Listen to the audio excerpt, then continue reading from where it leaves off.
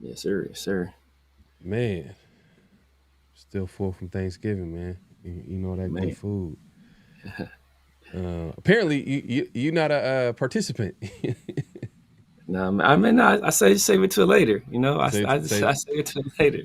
nah, man. I see you, bro. You got like you got some fitness goals and stuff like that. I see. So Yeah, I feel you. it's I just feel I'm you, just man. so used to it. That's just how I operate. I've been doing it for so long now. That's just how I just operate from now on. I just don't eat till after 4, like from 4 I mean, 4 p.m. to 12 midnight. to be real with you, fasting is there's so much health benefits from it. It's really good for you. So I ain't mad Uh, at you. I ain't mad yeah, at you, like man. I usually at least once a month. I usually try to get like a 2 3 day, like a full 2 3 days in, like straight, at least once a Damn, month. damn, damn. Yeah, man. Hey, I gotta get on that. I gotta get on that same hype. But hey, man, we appreciate everybody coming through. Don't forget to clock in, like, comment, subscribe, and hit that notification bell. Here we go.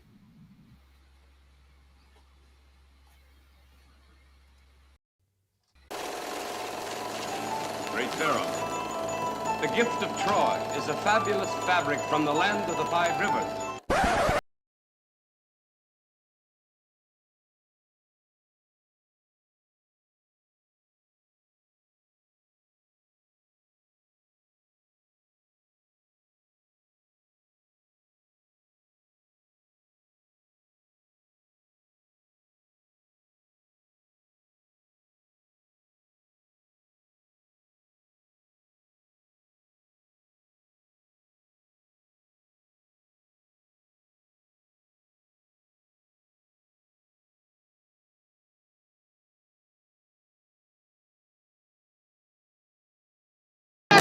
He's gone!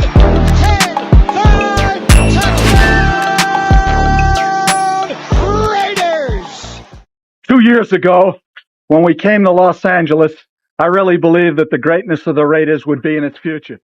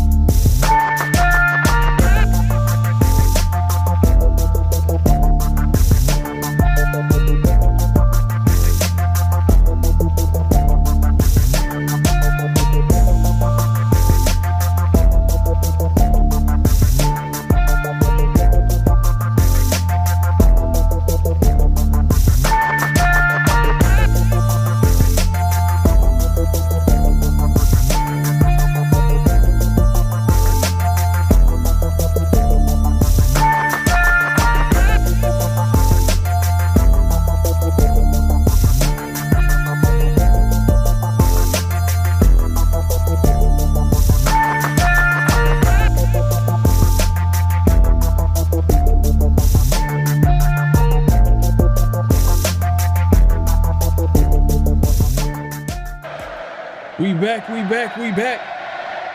Man, we back for another edition of Around the Shield, man. Hey, man, and we got a lot to talk about today, man. The Raiders always keep it interesting the day after Thanksgiving, man. We appreciate everybody coming through.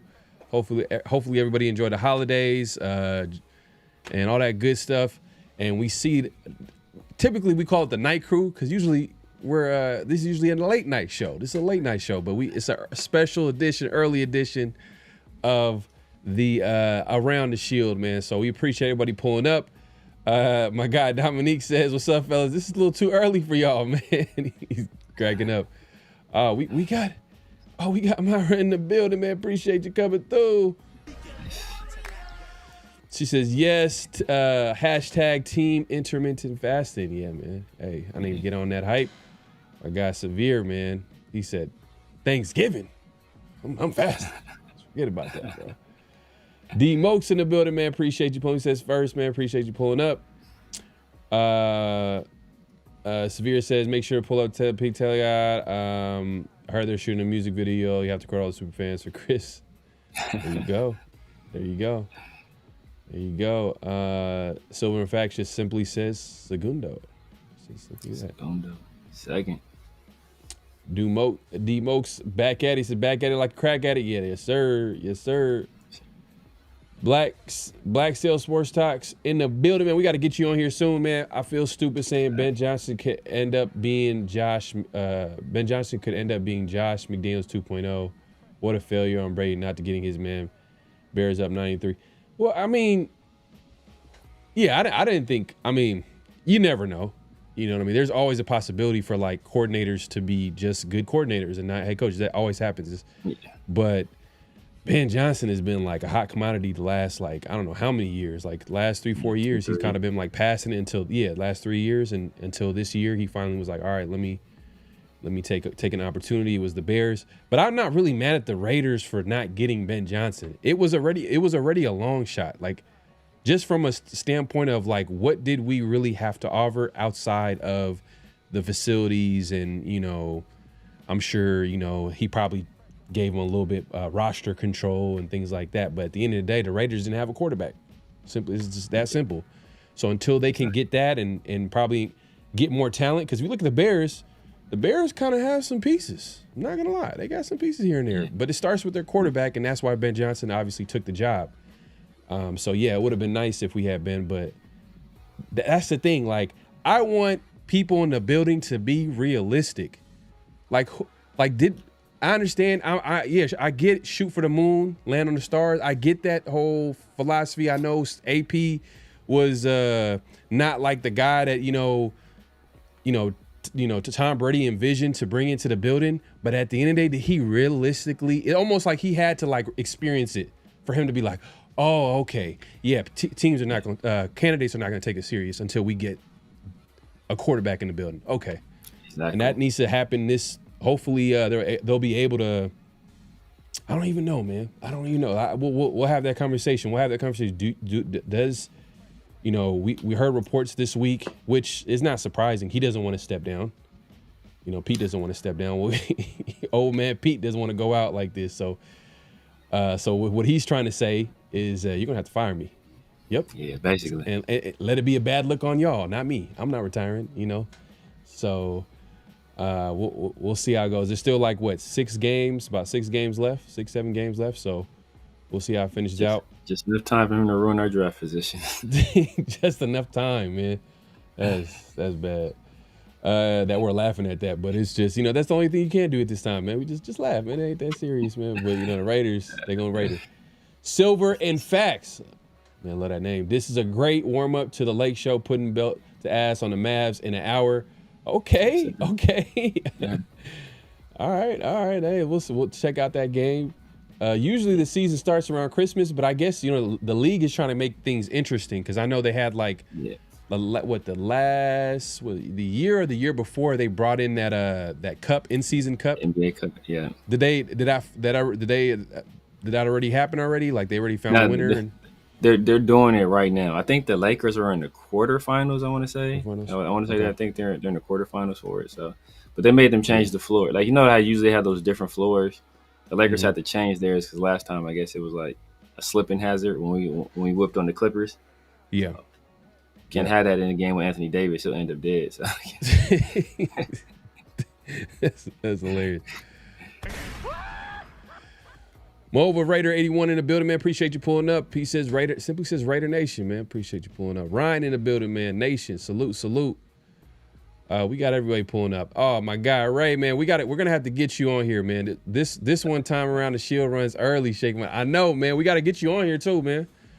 We got to chop it up real quick, man. It'll be a great conversation for sure, man. My guy Ray in the building. But yeah, let's not waste any time, man. Let's just get straight into it. We're gonna obviously talk about some of the things that happened this week, and then we're gonna get into NFL picks and all that good stuff. Let's start with what we failed to talk about on the 50-50 show, which we totally forgot, was Geno Smith kind of flipping off the fans while coming off the field. And then there's another clip of him when he was in the beginning of the game where he was just walking on the field and everybody was just dapping up the fans on the sideline, which is pretty customary for players to do. And Geno wasn't really in the mood to say anything. I mean, maybe he was having a bad day, but it was just really obvious that he wasn't like trying to acknowledge the fans early in the game. And that was something that people noticed. And obviously he had, he flipped off the fans. And it's the problem is, I'll just start off by saying that I understand, like, I feel like fans will cross the line. Like, you don't, we've heard certain things. We've been around in games. There's certain things that you don't even call people, like, because if you ain't gonna say it to their face, like, why say it at all? And I think people feel sometimes comfortable because they're in a safe environment, though, which is maybe in an arena full of fans or in a situation where they feel safe. They feel like they can say anything. But in reality, if you're not gonna say it to someone's face, the way I look at it, if you're not gonna say it in the face, why say it at all? You know what I mean? And why expect someone to accept what you're saying and be happy with, and be okay with that? So I'll acknowledge that. I'll start off by saying that, because I'm sure whatever was being said to him was enough for him to be like, what? But I also mentioned, just like I mentioned, he kind of came into the game with a little bit of mindset where he was like, maybe he's not feeling the nation right now. He's not happy about how the season's going. He's not happy with the fan base and how they're kind of going at him. And shout out to Derek Carr, man. The one thing you'll say about Derek Carr, you can talk about Derek Carr all you want, but Derek Carr, like, the way he handled Raider Nation, he handled it like a professional. Like, he never went at Raider Nation. Like, I don't think he ever said anything bad. He just accepted everything about his game and his play, and that's it. I never really, I don't know if I've ever heard him like just go at the Raider fans. I don't think I've ever seen it. But he hasn't. Not to that degree. Remember, we was clowning on him. He's like when they made my wife cry. that was the final straw. That was Derek Carr saying. So I think before. When was that? When did he say that? I remember that, but right before he left. Oh, it was right before he left. Yeah. Oh, okay. It's like, I tell you a lot of stuff, but when they made my wife cry, that was the final straw. So yeah, I mean, I don't know about that one, but but it wasn't nothing too crazy where you don't like where it's gonna alienate him with the fan base and people are questioning like, man, like this dude. But that being said, I'll say this and I'll hand it off to you. I think at the end of the day, he's the quarterback of the Las Vegas Raiders, and like he just watching him since he's been with the team. He comes off a little bit emotional. And it all started in the offseason. That's why that's why they pay me the big bucks. Yeah. Where he's arguing with a fan and he's like, that's why we pay me the big bucks. And then like fast forward, he's having this type of year. That's crazy, right? But my point is that he had an emotional, I'm sure like the fan was talking trash with him and he was going at him too. But usually we don't see quarterbacks like even acknowledging whoever's trying to like heckle or do whatever, try to say something to him. We never really seen that. So we seen that in the offseason. Then we seen the flipping off the guy at he's customary, at the Seattle Seahawks games where he has signs. It'd be hella funny, like, he'll have like really funny, like whatever, things about the opposing team. But he's always been there. Even if you take it back to before pre-Geno, when we had Josh Jacobs, remember he said something about the Raiders and Josh Jacobs ended up having like that great game and they won it in overtime.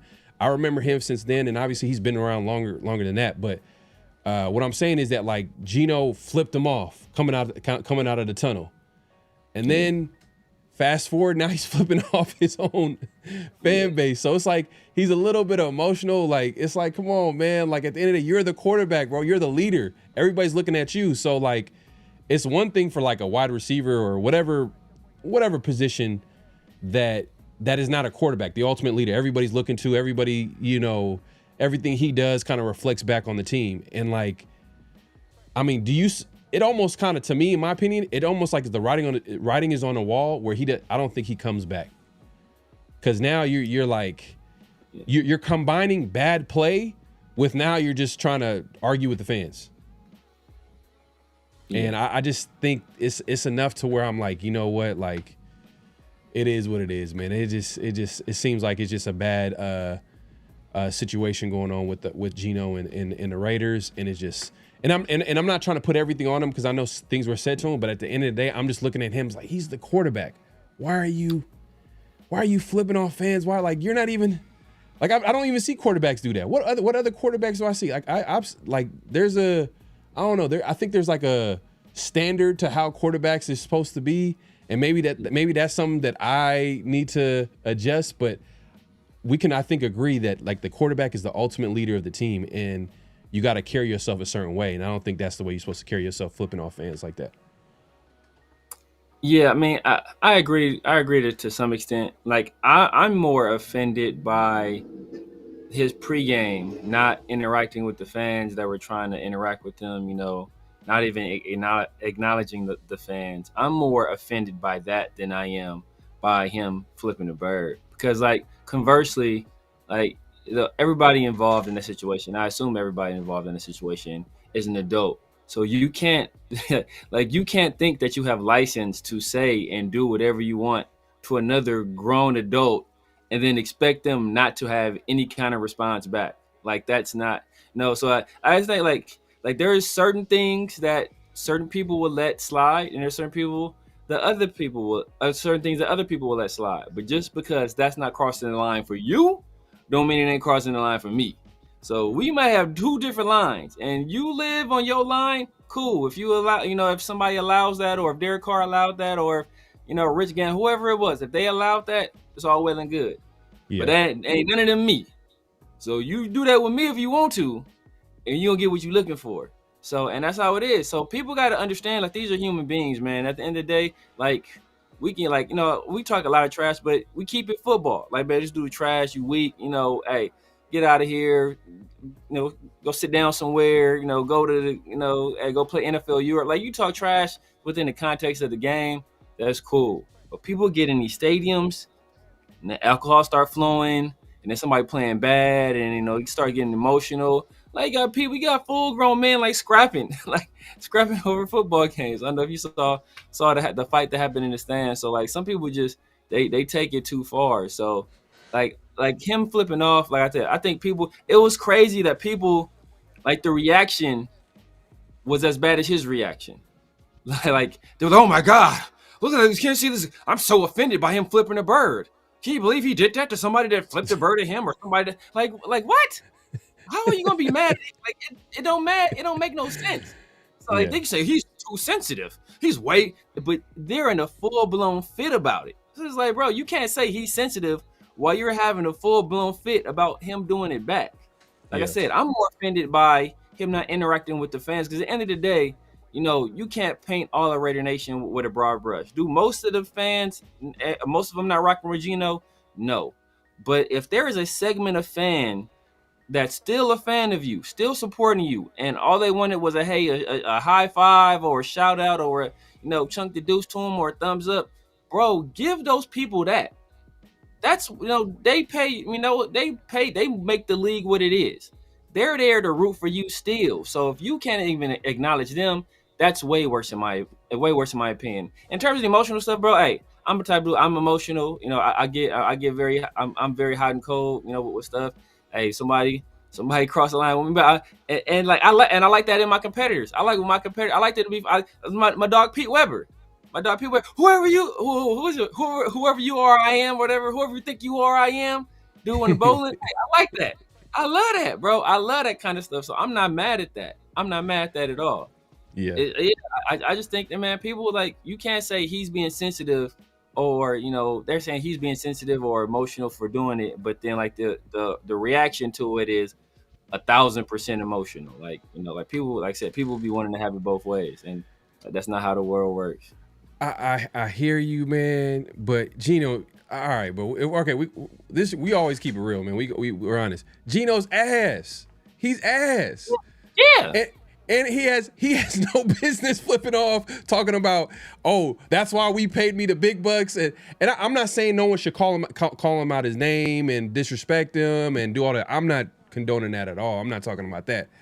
But it's just another layer. It's another like, damn, Gino can't complete a pass. Gino throwing an interception. Oh, Gino's also flipping off the Raider fans. It's like, you just need to go, bro. Just get out of here, bro. We don't want you. We don't like. It's not a great fit. It's not a good fit, you know. And it's not even about him not being just being the franchise guy. He's not even. He's not even going to be good enough to even be the bridge guy. Like he can't even be that. Like to hand it off to the next guy, because I don't even think that's even in Gino's like personality. I think he would do things to sabotage that whole situation and not even help and like it's one thing for Aaron Rodgers not to do it, like an all-time Hall of Famer do it, but a Geno Smith, you can't accept that role? Nah, I don't even know where he come on. I can't see it personally. I wouldn't say that because remember, you know, this was a different time. We were viewing Geno through a different lens. So, like, first of all, like nobody, like this is how people get. Like nobody was up in arms when Geno flipped off that Seattle fan. Like nobody, Pete Carroll, old ass, trying to grab the sign down. Like nobody was tripping about flipping the birds then. But now all of a sudden, people mad about birds being flipped. And then I think we did it preseason, right? We did a notable quotable, and it was I think it was DK Metcalf talking about when he was going through his struggles, the guy who would come over and be like, you got this. Hey, what can we work on? Yeah. It wasn't Russ. That first, I want to say it was DK. It might have been somebody else, but it wasn't Russ who was showing him that kind of love or showing him that kind of, hey, you got this. Hey, what can we work on? It was Geno that was doing it. And he's like, that's the kind of guy Geno is, and that's how Geno was with everybody. So I don't want to take it that far. Just because he's playing trash, like that's what Raider fans, they'll like assault somebody's character because they trash. Like just because he's bad at football don't mean he's a bad. He just sucks at quarterback. Hey, all I'm saying is that at the end of the day, like it's just like another reason where I'm like, damn, you gotta go, bro. Like it's just, it's just. Like if it like it's one thing, and I know my guy Chris, man, he says the Raiders fans talk reckless. The fan who was talking shit to Donald Penn back in the day shows how we are at the time was pretty good back then, and Penn was one of our best linemen. See, I'm not even. I mean that's just I agree with you on that. Like I'm not even condoning stuff like that. I'm just saying like it's just another reason why like Geno probably shouldn't come back. Like, it's just on top of his play. And I know, like Sales says, is he trash though? All OC calling plays wrong, no offensive line, no wide receivers. He may not be trash. Hey, well, Greg Olsen is going to finish out the season as OC. We'll see how Geno Smith finishes the season, if he finishes strong. And I seen someone make a good point today where they were like, have you noticed Geno really call any audibles this year? I've seen him do it. But not enough where you could just remember like, oh yeah, obviously, yeah, you know what I mean? It doesn't seem like it happens a lot, and what I'm trying to get to is just like it's just another layer to why the Raiders' offense is the way it is. Sometimes they'll just be in a bad play and they can't get out of it, or Geno doesn't get out of it. Maybe that's not the type of quarterback Geno is, you know what I mean? A pre-snap guy where he's just making a lot of audibles. But yeah, we'll see how he finishes the season, because now Greg Olsen is going to be, the guy that obviously is going to take over as offensive coordinator for Chip Kelly, and we're going to get into that too, as far as the stuff about Chip Kelly that we found out this week, or that's being talked about this week at least. But I don't know. For me, it's just another reason why like Geno shouldn't come back. I mean, on top of the bad play, on top of him not living up to at least being a solid QB, or at least being a consistent, because like it could be a bad situation, but still we could recognize who's playing well. You know what I mean? Like there's that can happen. But Geno is actually contributing to the reason why the Raiders have been bad. Like you can make a case that Chip Kelly should have been fired. And because Geno's been playing so bad. And I know Black Sales, you're kind of pointing the finger more at Chip Kelly and saying that it was all Chip Kelly. But to your point, Severe, you've talked about this before, Chip Kelly's going to take the responsibility of the offense because he's the highest paid OC in the NFL, highest paid assistant of all time, making $6 million a year, rightfully so. I mean, that's a responsibility that he has, but he's not the only reason why the offense is playing well. Just like you just said, Sales, you mentioned the wide receivers, you mentioned the offensive line.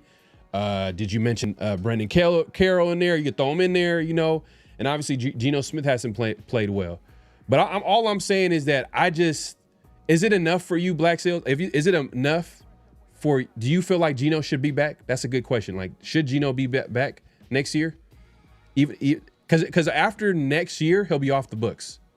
Like, all the guaranteed money, or I think they can cut him without owing him any money. Do you think they should bring him back? Not to say they should go into the season with him as the starting quarterback. Like they can obviously they're going to draft a quarterback. I think they're going to draft a quarterback. They should draft a quarterback, QB. And if they do that, do you think that Geno kind of fits into that? Like, all right, let Geno be in here, let him compete, or let him be the starter until the young QB is ready to go in there? Or do you feel like, they should cut their ties after the season? I mean, at this point, they with the way he's played and the way the relationship has kind of soured between him and the fans, he basically has to go. You can't run it back with him, man, and expect, and expect anybody in the organization, any of the players, any of the coaches. You can't expect anybody, any of the fans, for them to really have any confidence that the team is going to do anything at all.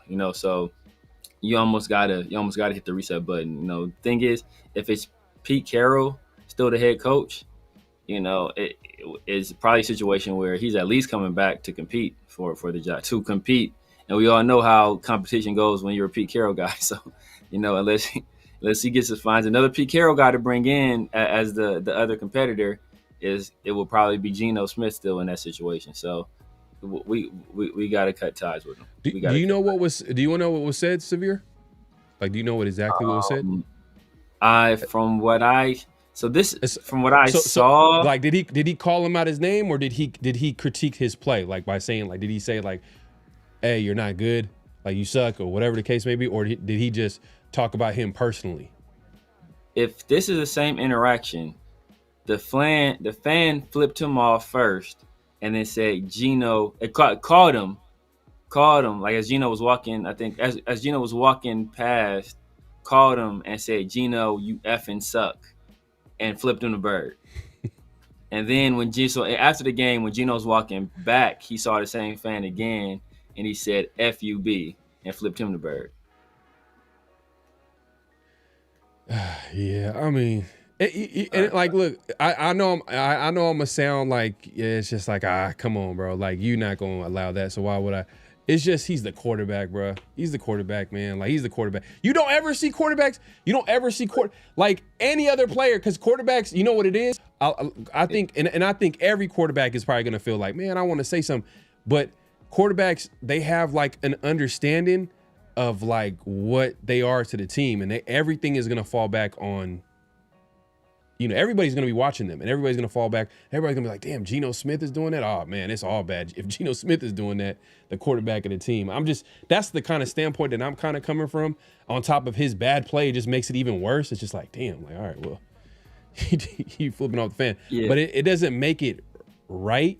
Like, it doesn't make it like, oh, the fan saying what he's saying, and then like, Geno not responding. It's just more like, damn, he's the quarterback. Like, damn, what the like the Raiders are playing bad, and the quarterbacks is flipping on fans and cussing. It's just like, it just looks bad. I don't know. It just looks bad to me. Yeah, it's not a good look. Obviously, it's not something you want to do.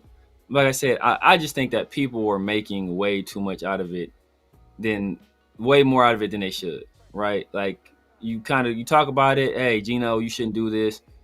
Move on. People are like, no, he needs to be suspended. He should be cut immediately. Pete Carroll Pete Carroll, are you gonna allow this? Pete Carroll, what do you have to say about like? Come on, it's like, bro, it's like that was the stuff that I was like, come on, y'all. That's a bad to me. That was a bad look on our fan base. The amount of attention they gave it for days and days. Like Pete Carroll, all in the Geno pressure. Pete Carroll needs to suspend this guy, and I was like, bro, he flipped somebody the bird. Like you'd probably do it twice a week on your way to work. It's because he sucks. I think it's double standard for sure. It's because he sucks. Because if he was good, people would be like, "What did that fan say? What did that fan?" People were talking about the fan. But peep this though, that's an emotional reaction to Geno's emotional reaction. So True. It's like, Yeah. I think if he was playing better, people would have more like, what happened? Like, what did the fan say? Oh man, the fan took it way too far. He crossed the line. But since he's bad and he's playing bad, and then the Raiders are playing bad, everything that the Raiders do, whether from whatever player, everybody's getting criticized. There's one player that can't get criticized. There's one player, no matter what he does, you don't say a word about what he does. It's everybody else's fault. So it's your favorite player. Hey, I think Severe's favorite player it got to be Genty. It got to be Genty. I think that got to be your favorite player on the team, man. Ain't never Genty. I don't know what it is. I don't know what it is with you and Raider running backs. You haven't been the same since Darren McFadden. I was a fan. No, I didn't like. But peep this. I didn't like Josh just because how Josh treated the fans that supported him. In my opinion, just like how I'm mad at Geno. Like if I get into it, people all day, but you say something about me, I'm a cook. It's just how it is. But the people who I rock with, I'm gonna rock with you. So I'm never gonna be in a place where if I'm mad at Raider Nation or I'm mad at the chat or something like that, the people who I rock with me that show support, I'm gonna always show love back.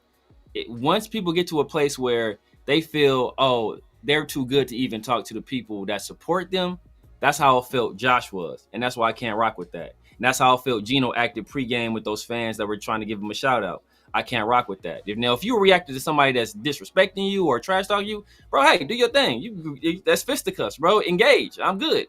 But once you start treating people that support you like that, I can't rock with that. And that's what what JJ did, and what Geno was doing. And Genty is just like, if people would acknowledge that, hey, some of this is Genty's fault, they'll absolve him of all blame. And nothing that happens on the field between those white lines is his fault at all. They will say it's a bad line, a bad quarterback. They're stacking 8 in the box.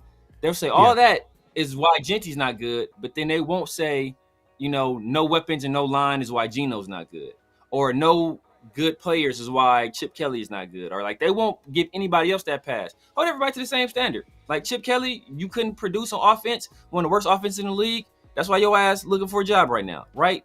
Geno, you looking like ass. You're leading the league in picks, and that's with having a week where I don't even think he threw a pick last week, right? Did he throw one last week? I don't even think he threw one last week. So you went a week without throwing, and you still leading the league in picks. So I was like, bro, so you trash. But Genty, nah, man, come on now. What do you expect Genty to do? What do you expect Genty to? It's like, come on, bro. Y'all can't have it both ways like that. I think, you're obviously you're just calling it like how you see it, but I think what it is that people have a lot more patience with a younger player that just got drafted in Ashton Genty than a guy that's been over a 10+ year veteran in Geno, and then also a guy that's getting paid $6 million a year, highest paid assistant in Chip Kelly. The patience level is not the same. Like for Geno Smith, he literally threw the game away. Like he literally was like the reason why Raiders lost some games this year, or the majority of the games this year, is because he threw the game out, threw it to the other team, and not his own receivers. Nobody had that patience with Zamir. Zamir was what, a second-year player last year, third-year player. So it's not even that. No, what it is that people's expectations. So people, they come. It's like, expectations are everything. So that's why people feel like this is the worst Raider season ever because people expected things to be different.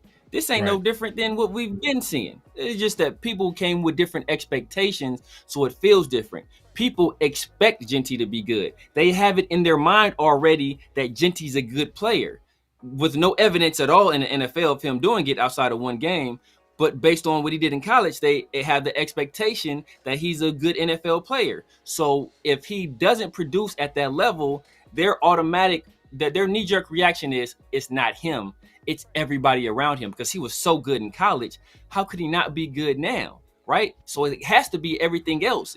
It could just be a fact that he played in a weak conference and against weak competition, and he feasted on them. And he's not that elite player in the NFL. He's a good player in the NFL, but that's not something that they're willing to adjudicate in their mind. They'll point the blame everywhere else. It's the same thing with Tyree. I heard for years, come on, there's no way in the world Tyree's not going to be good. He's going to be this. People were just this offseason. Like after seeing Tyree for several years, people were telling me Tyree has the same measurables as Myles Garrett. This is legit fan telling me this. Like people literally arguing with me that he has Myles Garrett-like measurables. He's going to be a fantastic player once we do this, or once he gets fully over that foot injury, or once we like that. These are the things. So because people came in with the, hey, Tyree is good. He is good. And if he's not good, it has to be something else. And now they're doing it with Genty. And then it'll take some time for them to get over it if Genty doesn't produce at that level, and then they'll put the projection on somebody else. But Severe though, you got to acknowledge this though, like fans are not going to go like we need to get rid of a rookie. I'm not saying get rid of him.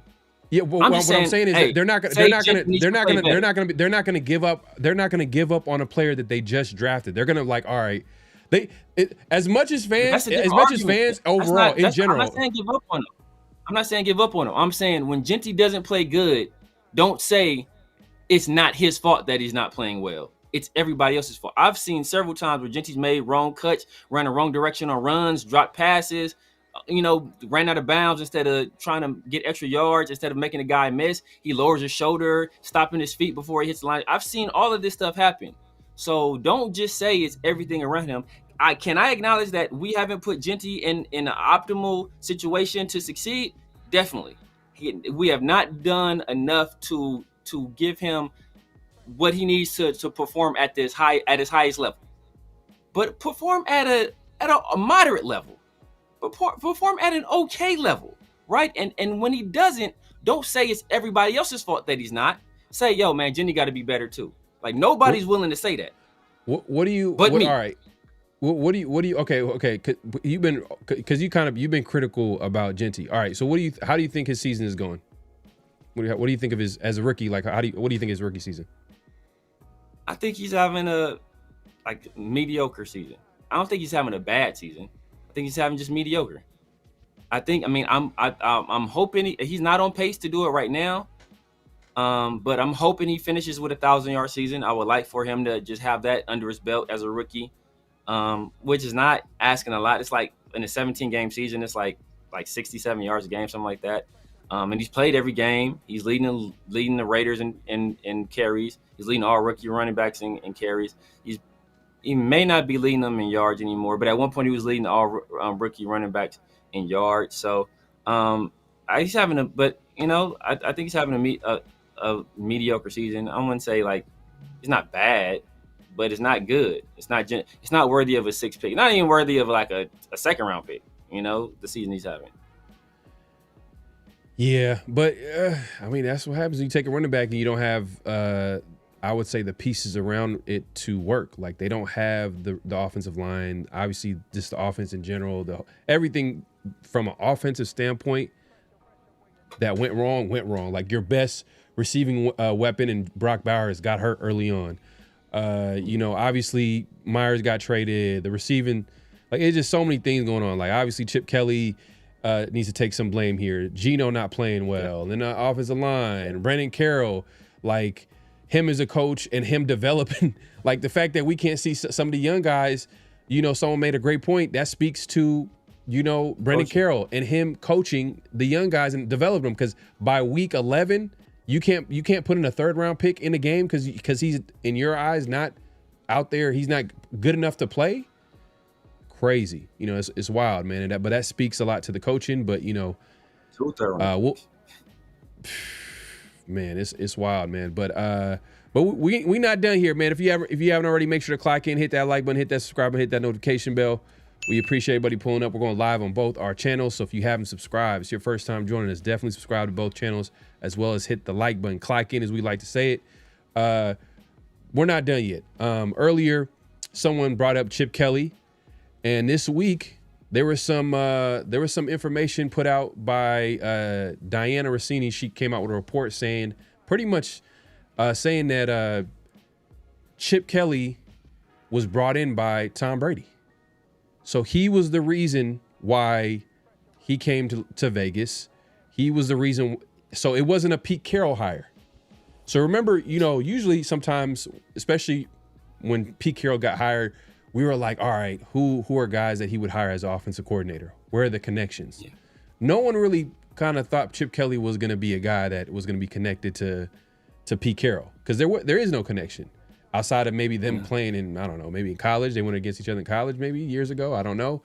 Outside of that, maybe, but that's about it. I know Pete was like, oh yeah, I've been a fan of him for years, and you know, yada. He's gonna give all that a politically correct answer, but the connection was Tom Brady, because Tom Brady was super close with Chip Kelly, or had a lot of respect for him, and I know over the years would reach out to him about certain, just to to talk football, and then now it makes sense that it's coming out that he was the reason why they brought him in. And I think early on, someone actually, this was a good observation, and you know what's so funny about Chip Kelly? He's almost like Tom Brady in that he can't lie. No. Because how many times have we caught Chip Kelly saying something that he was not supposed to say? And that, like, so many different times. We could talk about him comparing Meredith to Jason Kelsey, and it almost told you like, oh, okay, you are kind of been behind you're high on Meredith at center. Like, this is you kind of been pushing this Meredith on center. Like, you can make an argument for that. You might not agree with it, but you can make an argument, because you make that type of comparison. You know what I mean? That's crazy. When you do that, that puts it squarely on your shoulder and make you, like, you might not have been behind it, but now you own it. Yeah, and then weeks later, someone's asking him about, Jack Besh is now going to take on the role, and that Myers had, and da-da-da. And he's like, oh, I don't want to get into player comparisons, because he was trying to ask him, like, what similarities does Jack Besh have in maybe a receiver like Myers. He's like, oh, I don't want to get into player comparisons. That's not something I like to do. Yeah. Like, basically insulting everybody's intelligence, because you literally did that a few weeks prior. And then he was literally the source of a report, or I think Peter Schrager came out and was like, Tom Brady's been helping Chip Kelly with the game plan, because Chip Kelly was talking to Peter Schrager and pretty much let that out. And then a day later, Peter was like, Chip, not Chip Kelly, but Pete Carroll came out and denounced that, said that was the case. And then Chip Kelly, he tap danced his way to, like, oh, we talk from time to time. It is not too often or whatever. But the reality is that Chip Kelly's been telling on himself. But I say all this to say is that how it comes full circle is that when Chip Kelly, I think, was talking about when he was brought on, he said that he spoke to Tom Brady. Tom Brady was the reason. He was the guy that convinced him to come to Vegas. So he kind of told on Tom Brady and on himself that he didn't come here because of Pete Carroll. He came here because Tom Brady wanted him in the building. So the signs were there early, but now, like, that we're hearing this report, it all kind of makes sense. Now, that being said, how do you feel about that, man? How do you feel about, like, Tom Brady, like, having this much, like, control in the Raiders? Like I thought it would, to me, and I think we talked about this before, like, the best situation for Tom Brady is he's just a resource for Spy Tech. He's just, a guy that, when it comes to big decisions, he's going to be in the conversation, and then obviously they're going to make the best decision for the franchise. This sounds like kind of a mini Al Davis. I'm going to get my offensive coordinator. I'm going to get my guy here. I'm going to get my coach here. I'm going to get my, it's just, he's kind of like all in on the Raiders and making decisions. And probably the biggest reason why that's happening is because Mark Davis is kind of giving the green light for him to do that. I mean, how do you feel about Tom Brady kind of like coming out and we're finding out that Tom Brady was the reason why Chip Kelly was the offensive coordinator? And you kind of rather not be the case. And if you look at it, Pete Carroll. Well, first of all, you kind of know that there was already some kind of connection between the Raiders and Chip Kelly, because the year prior, when we were looking for offensive coordinator before we finally settled on Luke Getsy, Chip Kelly's name was a name that got mentioned, right? So, excuses, bro. Excuses. I don't hear that nonsense, bro. When I see this dude duck smoke from a corner on the sideline, I don't want to hear no. These 1,000 all-purpose yards, bro. 1,600 was what we like was the requirement. You know what I mean? He's not even. He's barely halfway to that. He's barely halfway to 1,600. I don't want to hear no excuse. But anyway, I digress.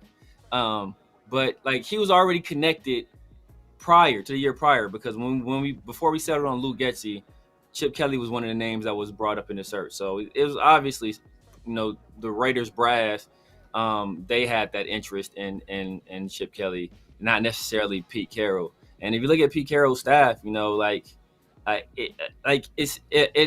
dynamic, how we set things up was bad.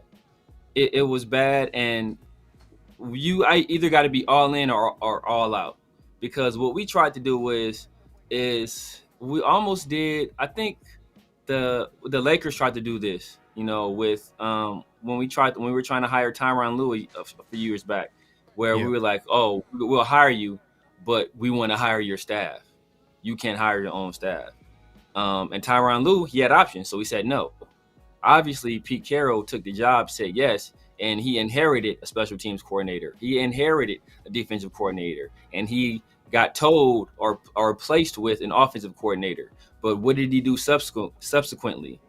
All the people that work under those people are his guys. So he has control over those situations. So instead of him hiring somebody that he trusts and allowing them to do what they do in those coordinator positions, he didn't trust them, or he didn't fully trust them. So instead of allowing them to bring in their own staff and work with the guys that they would normally work with, he started hiring and placing people under those guys. The only person I think we kept was Robbie Leonard. Everybody else, I want to say defensively, we're all different coaches. And then offensively, obviously, there's no offensive coaches we kept. I mean, maybe Luke Steckel. Other than that, I don't think we kept any position coaches. And, we installed his son as offensive line coach, run game coordinator. His other son is assistant quarterbacks coach, Greg Olsen as the quarterbacks coach. The only person Chip Kelly had on staff that he brought over was Bicknell, who was a low-level offensive staffer. So it's like, that's not a good dynamic for Pete Carroll, and it's not a good dynamic for the coordinators, because how you expect them to operate with people that they don't fully trust, or they don't know if these people have ulterior motives or have different philosophies, or whose interests are these people serving? Are they serving, the interests of the offensive coordinator and making sure their scheme is ran and executed to its fullest? Or are they, hey, you know what? I don't think we should do it this way. We should do it this way, because this is the way, we did it in Seattle, and this is the way Pete likes it. So then there's a conflict there, right? So like in that, and when you set up a dynamic like that, that's not a good, fruitful environment for anybody to succeed. No, for sure. And it like someone said, like too many cooks in the kitchen. I mean, there's so many things going on with the Raiders where everybody has like, you got the Tom Brady trying to get an input on it. You got Pete Carroll trying to get his input on it. Then you got, obviously Chip Kelly trying to manage all that and not obviously having everybody at his disposal. But at the end of the day, it didn't work out. He's a $6 million man. He knew what he signed up for. But at the end of the day, like, man, the Raiders, man, like they are probably the king of dysfunction. This is just all I hear right now is dysfunction. All we're talking about right is just dysfunctional situation that's going on. And now it now has me questioning if like, is Tom Brady like going to be a positive, resource or effect on the Raiders? Is he going to have a positive effect on the Raiders? Because it sounds like he's taking charge and pretty much having an influence on pretty much a lot of the moves during the offseason. Like, he led the way with the coaching search. Obviously, ultimately, it landed with Pete Carroll, but he wanted to get his guy Ben Johnson. Swing and a miss, didn't get that. Got settled with Pete Carroll, which is crazy to say. They settled for a 75-year-old who, that was just terrible. And then you talk about the quarterback situation. Me personally, I don't know if Darnold would be successful with the Raiders. I'm not sure if he would have been successful with the Raiders. To Black Sales Sports Talk earlier, talking about, like, we gotta maybe Geno should come back, just because he didn't have a good offensive line. He doesn't have good receivers. He doesn't have, like, there's so many things going on. Then you could obviously talk about Chip Kelly and his shortcomings. But I just don't think Darnold would have really had a good season with the Raiders. But the fact is, they traded a 3rd-round pick. Obviously, that was a Pete Carroll signed off move, but we heard the reports that, Tom Brady wanted, not that he wanted Geno, but he didn't want Darnold. So he rather just go ahead and trade for a Geno than sign a Darnold to a similar contract, by the way. And then, fast forward, we're hearing all this. And I just want to say, because I've been talking about how Tom Brady is going to be running the show in Vegas. And for some reason, not here, man, not the show, man. Shout out to Night Crew. Y'all know y'all stuff. We have these conversations all the time. This ain't nothing new to us. But there's people out here that were like trying to say that Tom Brady doesn't have any influence. He's just there to just, help the Raiders bring in free agents because it's Tom Brady. He's not gonna have any say on decisions and this, that, and the third, when clearly Mark Davis is telling you this is the plan. The plan is to have Tom Brady oversee the head coach and the GM and, just be in charge of that football side, and it's just, and we're hearing that Tom Brady is reaching out to Ben Johnson. We hear that he's reaching out to Matthew Stafford, moves that didn't happen. But what is that telling you? He's trying to make this happen, and he's trying to use his, I guess, convince these guys to come to the Raiders, but it obviously didn't work. But what I'm trying to say is that now it's like no question.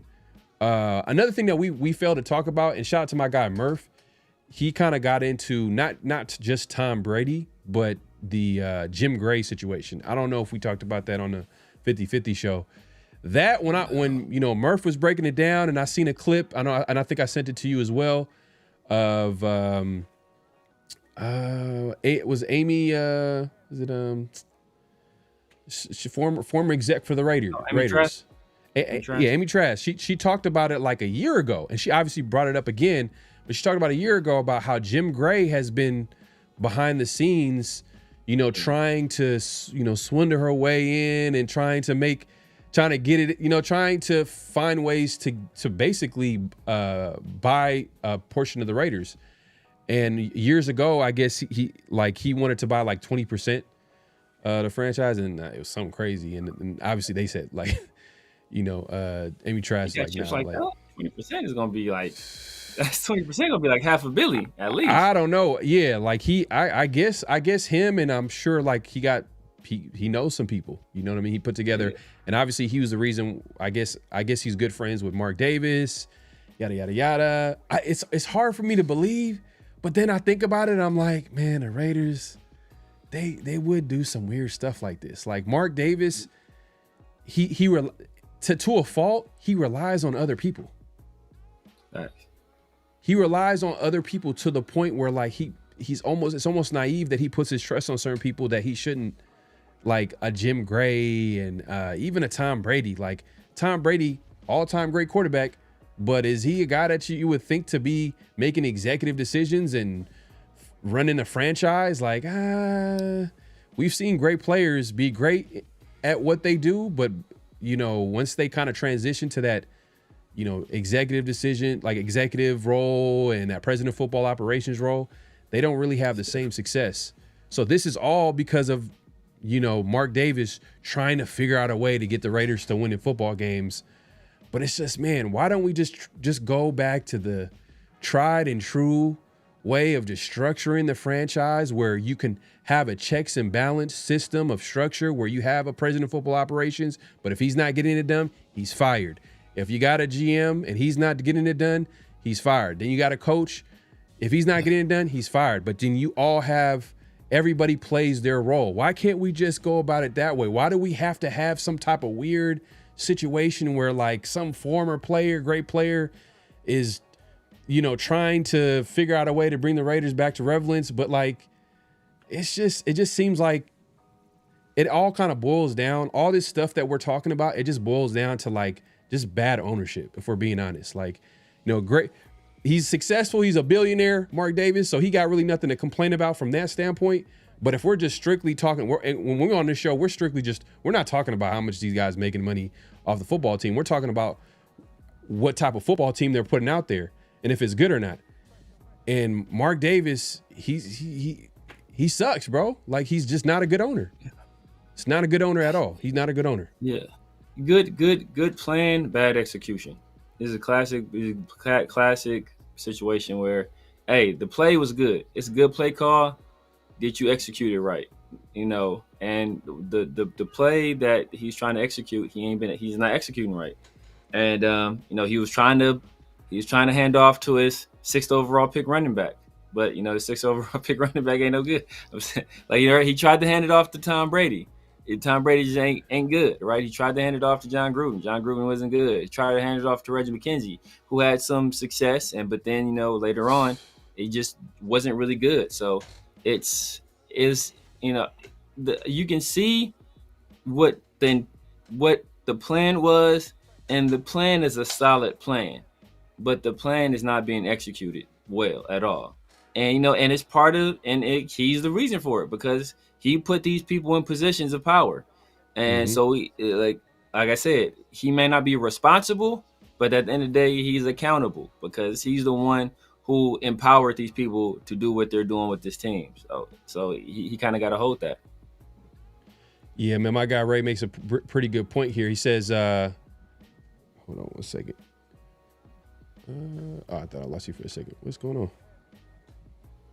Can you hear me? I can hear you. All right. Here we go. All right. I kind of thought I lost you for a second, but Ray says here, he says, pretty wild. Tom Brady hires a GM and OC, but uses a hiring agency for a head coach. How do you have a building moving in the same direction when nobody's on the same page? Facts.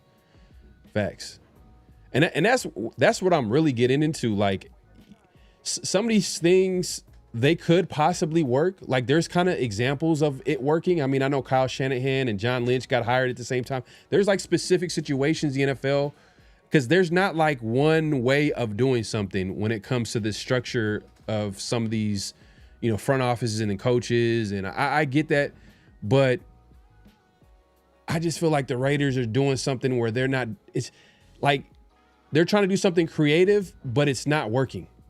It's not working for them. They're just not set up for that. They're just not that type of franchise. And I just feel like in my opinion, like my guy Silver and Facts, man, this is some Beverly Hills 90210 shit. Time to structure things like a pyramid. Fit for Facts. Sheesh. Hey, man, could have said better myself, man. But see, the problem is that's what he's trying to do. He's choosing to. Well, you say we can't say unequivocally yet that Tom Brady is the wrong person, but yeah, it ain't getting off to a good start. And it's not getting off to a good start. So, as of right now, it's looking like it's potentially a bad choice. But we gotta give these things time. We gotta give these. Yeah. If we want to get a GM time, we kind of got to give the president of the shadow president of football operations. We got to give him time too. No, facts. You got to give it time, but it's not that he's getting it wrong. It's just the way it's happening. It's like, damn, like, why are you so like involved in trying to build a coach's coaching staff? Don't you want the coach to get his guys in the building that he can work with and work well with and fit his philosophy? And you over here trying to, I'm going to get Chip Kelly. And obviously Chip Kelly, I don't think you can argue maybe there might have been some clashing going on between them, because we seen Pete Carroll kind of like throwing him under the bus and this Definitely and a third. So, but see, by that same token is that, I mean, and nobody's giving Chip Kelly, nobody's giving Pete Carroll a pass. So I don't want to insinuate that. But by that same token, if you're Pete Carroll and hey, you know what? Ownership wants this guy in here to run offense. I'm a defensive guy. You know what? He wants him here to run offense. I'm going to do whatever it takes to make sure his offense is as successful as possible. What I'm not going to do is anchor that offense with 2 of my sons and half of my staff from Seattle on the coaching staff, right? So, like, should Tom Brady be placing an offensive coordinator in this organization instead of letting the head coach do it? No. But should Pete Carroll be hiring the offensive coordinator's entire staff? No. So if Pete Carroll didn't like being told, hey, you know what, this is going to be offensive coordinator, then he should understand that no offensive coordinator is going to like having to have his entire staff hired by the head coach. These people he has no familiarity with, especially a position as important as offensive line coach and run game coordinator. Yeah, no, facts. Ray, he follows it up by saying GM hires 0 coaches. Head coach hires 0 coordinators. Minority owner hires GM and OC. And he's disappointed in the Raiders this year. Who's going to hold Tom Brady accountable? Yeah, that's what I'm concerned about. Because when you don't have anybody, when no one can, like, it's one thing to, like, talk about the owner because there's really nobody that can hold him accountable at the end of the day. Like, it's his team. He can run it the way he wants to. And if he runs it the way he wants to and it's a bad product, that's just what it is. You know what I mean? Until he wants to do something about it. But, like, Mark Davis is kind of allowing this to happen. And the reason why he wanted Tom Brady in the building is so he can kind of get him in this role. But is it worth the cost? Because now you have Tom Brady in the building. He's a minority owner. And obviously Mark could, pull the plug at any moment. But he's not going to do that right now. It's still early, to your point. But it's just the accountability part is this thing that is kind of like, ooh, like, who's going to be the one to be like, nah, we're not doing this. This is like, we got to reevaluate this. Is that going to be Mark, the same Mark Davis that gave John Gruden a 10-year contract? A 10-year contract? Yeah. John Gruden, who some people call overrated. You know what I mean? Like, some people have called him an overrated head coach. And, that's a whole different conversation because he went to a team, to the Tampa Bay Bucks, that was ready to win. But he was the final piece of the puzzle for them, and he was able to win that Super Bowl against the Raiders. But, some people question him as a coach, you know what I mean, compared to all the other great coaches, all the other good coaches. And it's just, Mark just blindly kind of just trying to give this responsibility of trying to build a winner in Vegas to somebody else. And he gives it to Tom Brady, which I'm hoping for the best, but it's just the way it's happening. Like, he's not even allowing, like, Spytek to be a GM. Like, that's not happening. Spytek has not, like, and I'm not trying to take any accountability from Spytek. It's just to Ray's point, when you're hiring the head coaches, when you're hiring the coordinators, like, who are we going to be blaming the head coach and the Spytek? Are we going to be talking about Tom Brady? Is what I'm trying to say. So it's just like, it's just a weird situation. Hopefully they kind of figure out, maybe correct this offseason, and then they can start with it. I mean, I'm kind of like, I want Pete to be gone, but it's just some people now are saying like, oh, well, Pete should probably stay. And, just because we've been firing coaches after 1 year and yada, yada, yada. But, it is what it is, man. My guy LS in the building, man. Appreciate the super chat. He says, imagine a magical utopia where the Raiders had an owner who made good decisions most of the time. 70% of the issues we're having would be extinguished. Facts, bro. Yeah, man. It's not even about Mark making a decision. It's more of like just having that structure in place. But you call that a utopia? The thing is, no owners make good decisions 70% of the time. Most of the time, they get lucky once and they ride that luck for a long ass time, and then they fuck up 6-7 times again, and then if they lucky, they get another guy that'll they can do it again. but most of the time they don't. So and that's how it goes. Like most owners make terrible decisions constantly. It's just that the good ones, they know when they find a good guy and they stick with that guy and they're good for a minute. And then for that moment in that period of time, all we remember is, oh man, this guy's hell of an owner. Look at this. This guy's he's knocking it out of the park. And it's like the Eagles. They hired Howie Roseman how long ago?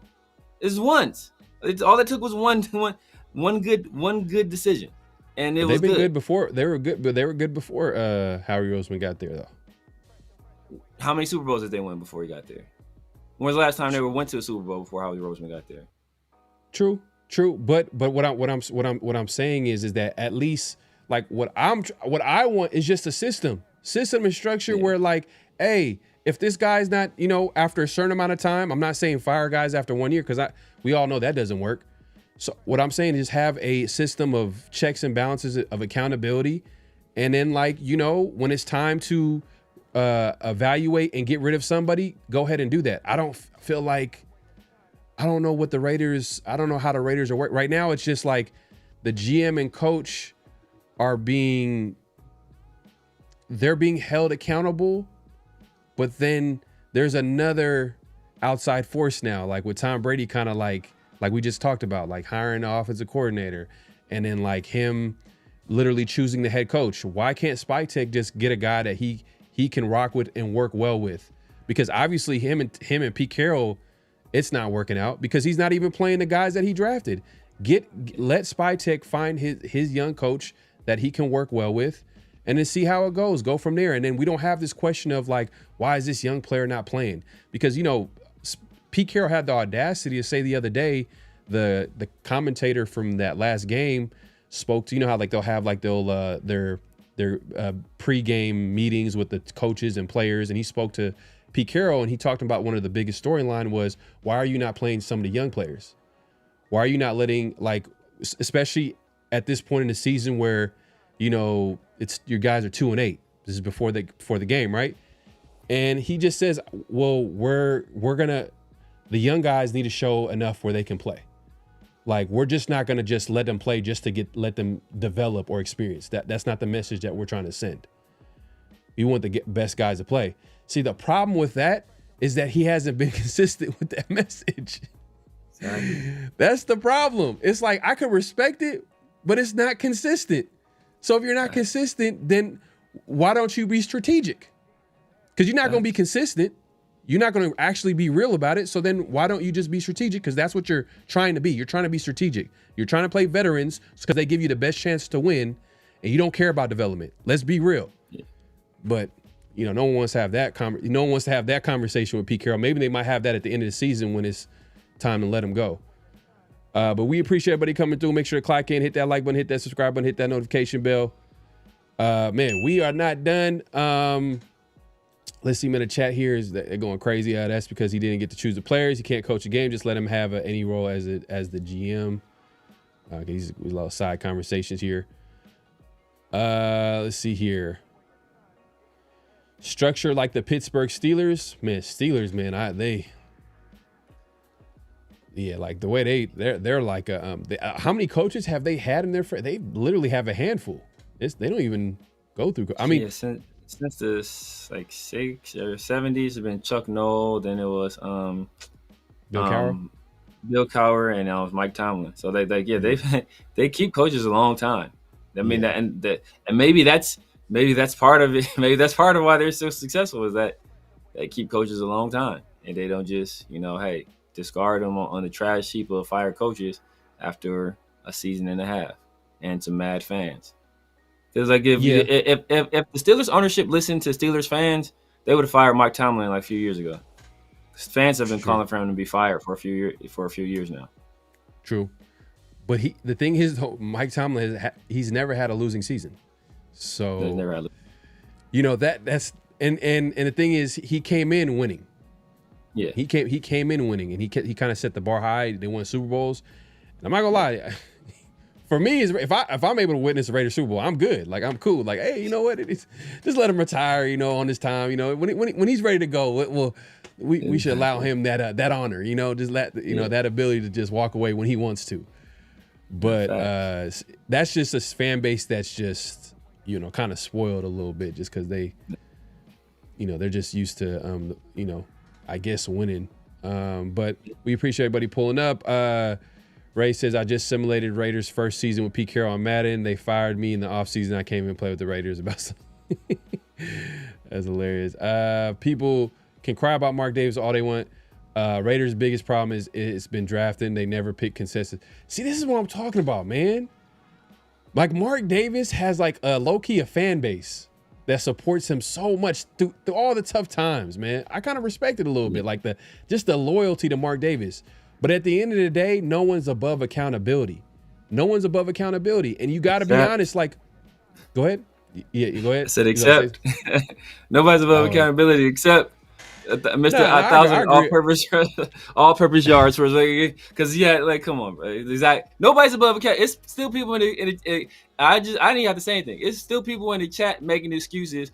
Ray is one of the smartest football minds in the chat. And what is he going on here doing? Making excuses for the guy.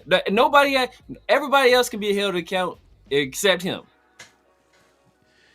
Look, he said that. I think he said that he was he said 1,000 all-purpose yards behind the 31st line, and well, look. You're okay. All right, let me. All right, because you want to bring it back to the Genty situation, but I was just talking about accountability. And people who get accountability, people who don't. Like, hey, he can be criticized too. I agree. You can criticize if he's making a mistake. I seen like it was a screen last game where Glaze literally pancaked his dude, and like if Genty was just stayed on the outside, it probably would have been a touchdown. It would have been a long touchdown. I don't know if you remember it from breaking down the film. Because he went, instead of going right, he went left and ran into two defenders, stopped his feet, lowered his shoulder because he had a hole right in front of him. He didn't even have to follow Glaze. It was a hole directly in front of him. All he had to do is turn on the jets that he don't have. But, just turn on the jets. That's a touchdown. That's a touchdown. But, Hey, man. Hey, look, I'm not out on Genty, man. I still think he could be a good player for the Raiders. I just think that it's just the situation is ugly. I think the Raiders, if they don't go all in on investing in an offensive line, it'll probably be one of the worst. They're probably one of the dumbest picks. Because they have to, like, it doesn't make any sense. Like, you don't draft a running back and you don't do anything and don't try to invest into seeing it through and seeing it, be successful.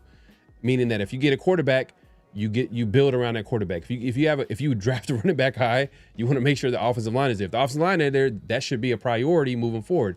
So, because that's the player that's on your team. That's one of your talented players. You got to see it through, but I'm drafting high. Yeah, or don't try. Yeah, that's Calmanon guy was drafted where he looked pretty good today against the Philadelphia Eagles. How many? What was his game? What did he do? 17 carries, I think 131 and a touchdown. Okay. So yeah, I mean, hey, Ben Johnson, bro. Ben Johnson, man. Hey, man. Yeah, but it's just the point of just prioritization. What are your priorities? And smallest running backs that refuse to run 40s and come from a small conference, maybe you shouldn't be drafting those guys in the first round.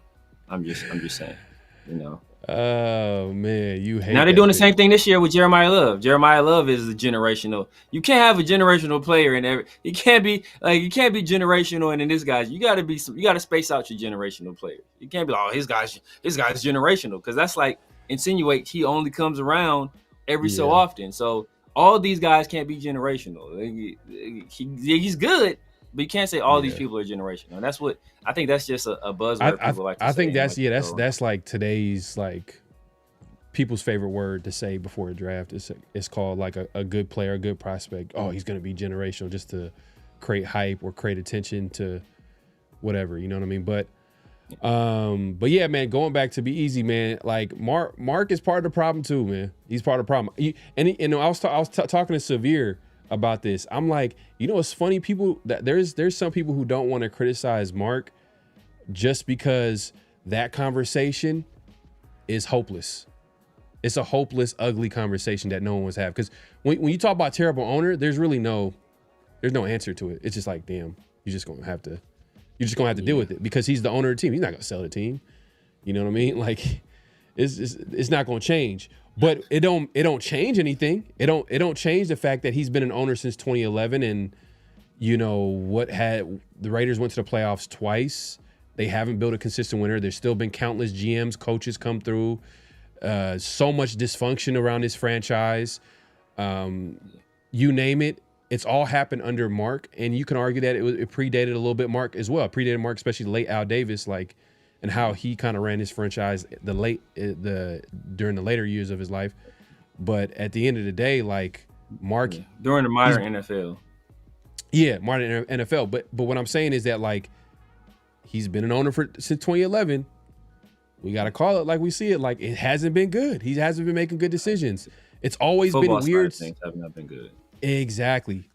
From a money standpoint, he's a successful billionaire, whatever the case may be. That we're not talking about that. This show is always going to be talking about, you know, what it is on the football field. We don't really care about that. It has nothing to do with us. We just care about like our entertainment on Sundays. No, that's important too. And and obviously that's not what fans care about. But you know that is an important element to what happens with a football team because your ability to that's why. I always bring it back to this. The Raiders been trash since 93. What happened in 93? NFL free agency. Why didn't nobody wants to live in Oakland or, you know, like play in that stadium with those facilities, with those trainers and those nutrition. So it was hard to bring free agents over. So that's why we kept getting guys that were, you know, at the latter stages of the career looking for their last payday, and we were the only team willing to get it. That also played in the drafting because we didn't have the infrastructure and all this stuff to effectively scout and identify talent and draft players. So, you know, like he laid the groundwork for all of that stuff. Like that was all him. The only person to do it was him. From the stadium to the facilities to the infrastructure, all that stuff is Mark. Now, can he put the right people in place to execute with these tools? That's the biggest question. And thus far, he's been an unmitigated disaster, a complete failure in those terms. Outside of a brief moment in the sun with Reggie McKenzie, but for the most part, he hasn't shown the ability to do that, and that's and he hasn't shown the ability to find somebody that can do that either. So right. That's his biggest problem. Now, yeah. That's his biggest problem, but I would say also too, like if we're just talking about it a little bit more, I also would say the way he's kind of structured the power structure between the head coach and the GM and whatever that front office looks like. It kind of starts with him and how he wants it, and it's just not been good. For years, it's been him, the GM, and the coach, and he's prioritized the head coach more than the GM. In the beginning, it was Reggie McKenzie to lead the way. And that, you can argue, was probably the most success in how they were able to build talent on that roster because he was a GM for 4 to 5 years at least. And we all know that 2014 draft where he did the Derek Carrs and the Khalil Macks, and that led to that 2016 season and how fun that team was to watch and all that good stuff, right? So that was a little bit like, okay, you could see if you stick to that formula, good things can happen. Was it perfect with Reggie McKenzie? No, but if they can probably get a GM to just be a GM and a coach be a coach, that can work. But for some reason, he kind of veered away from that. And that it started with John Gruden, where he kind of got John Gruden in the building with that 10-year contract. You basically say, John Gruden, you're running the show, the head coach. And then he brings in Mike Mayock, we all know was just he didn't have any power, any say. Like he was just a scout. You know what I mean? GM in name, but he was really like a highly paid scout for John Gruden. But my point is that like he was empowering these head coaches instead of having the traditional GM and head coach. And then you past that, we all know the McDaniels-Ziegler situation. It was more McDaniels-led than a Ziegler-led situation. And you could argue, well, hey, that was on Ziegler. Yeah, but come on, Mark. Let's be real here, man. Like you wanted Josh McDaniels. Josh McDaniels knew that. Dave Ziegler knew that, and Josh McDaniels had a lot more say to what was going on with the Raiders. Fast forward, we all know the AP situation. It was more that was kind of going back to a traditional mode where you had AP as a coach, and then Telesco as a GM. And we kind of seen, you know, some good results from that. From the first 3 draft picks, you got Glaze, you got Bowers, and then you have JPJ, all 3 starters. Cool. So far so good. But then they had to pull the plug. We all know now, looking at it, it's hindsight 2020. It was a transitional year. They probably just hired just because he was waiting for Tom Brady to come into the building so he can pick his guys. And guess what? That's exactly what happened. He got rid of them. No matter the success that Telesco had from his first draft, no matter that AP didn't have a quarterback, a running back, like he didn't have all these pieces and still won more games than Pete, by the way. But now it's just back to square one where he's just empowering a guy that's having too much control and there's no accountability to raise point. It's just not good. And LS says Shad Khan has more success than Mark Davis' owner. Whoo, damn. Now that I think about it, hey, and Shad Khan, when did he become owner for the when did he become owner for the Jaguars? Because he wasn't there. Jags have been bad for a long time, but as of recently, they kind of been solid or good at times. I think he was there. I think he was there for the Gus Bradley success. I think he was there around the Gus Bradley success, if I recall correctly. Was that like 20? I don't remember. I'd have to look into it, but yeah, that's an argument to be had because Mark Davis has been the owner since 2011, and the Raiders haven't really been that successful. Okay, we got the stats ready to go. He said Jaguars have three playoff wins since 2015. How do? Oh, damn. Yeah, he's running away with it. Yeah, we have none since 2022. So. Man, that's tough. That's tough. It's tough, but it is what it is, man. But we appreciate everybody coming through, man. Let's get into our NFL picks. Let's see how we did last week. Last week, my guy Severe was 10-3. Mint also finished 10-3. I finished 9-4. You know, it is what it is. But you see the season numbers right here: 102-63-1. Severe is 100. He kind of gained a game last week, so 165-1. And then Mint right now, he's in full control, 113-52-1. So he's doing his thing. Let's get into the NFL.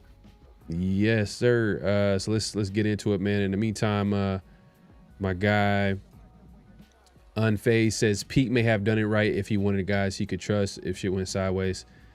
Man, it's just the thing. It's just I rather just like, man, I'd rather just get rid of Pete just because I just don't like how he's handling the situation. You know how like we talked about Stefanski before, and you said about the whole situation, and I was like, man, Stefanski might be a good coach if he's available. You know what I mean? Or at least a good whatever. You know what I mean? Give man, and you were like, I don't know the way he's handling the Shador situation. It's kind of weird. And I was like, yeah, you know what? That's a good point because it's kind of, even though we know that like he might have not been drafted, he might have been not on board with him being drafted. The way he's kind of handling it is kind of like, exactly. So far, it's like, damn, do we want that type of like once you see something like that, it kind of like leaves a bad taste in your mouth. Like it's just like I don't know if you want to bring in a coach that's going to do something like that. Same thing with Pete. Like we're seeing how he's handling this season and not playing the young guys. Like damn, like we clearly are in rebuild mode. Do we want to bring back a 75-year-old that is not going to play the young guys and doesn't care about development and put like nah? I don't think that's the right move to keep it going with him. Even though I'm not in favor of firing coaches after 1 year. It's just. Yeah. It's just too much. I mean, you clearly are not on the same page with Spytech. It just you ain't the same page with anybody. You ain't the same page with Patrick Graham, ain't on the same page with Chip Kelly, ain't been on the same page with Spytech. You ain't been on the same page with anybody. Yeah. Nah, facts. Let me get this going here in just a second. All right. Hold on 1 second here. Boom. Man, if you haven't already, make sure to clock in, hit that like button, hit that subscribe button, hit that notification bell. Unfazed says not playing in rookies follows that P is pissed about the tank. Rookies follows that by Pete. Yeah. Let Spytech cook. Yeah, facts. Just let him do what he do. If it doesn't work out, it doesn't work out. But I'm okay with that not working out. Not to say that's what I want to happen. It's just like, man, at least there's some rhyme and reason. It just stuff that's happening this season just doesn't make any sense. Bad. All right. We back at it. All right, here we go. So we got Rams and Panthers. Who you got, Severe? I gotta go with the Rams, man. Gotta go with the Rams. All right, here we go.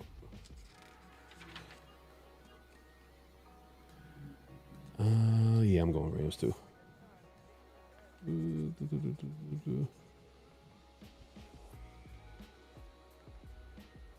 It's an easy game to pick, man. I don't know how I picked the Panthers last week. That was the only upset I was trying to force that upset. Mint did Mint did Mint send the picks? Oh, Mint sent it in. I don't know, did he? If he did, then it's all good. We can probably keep it going. Let's get it going.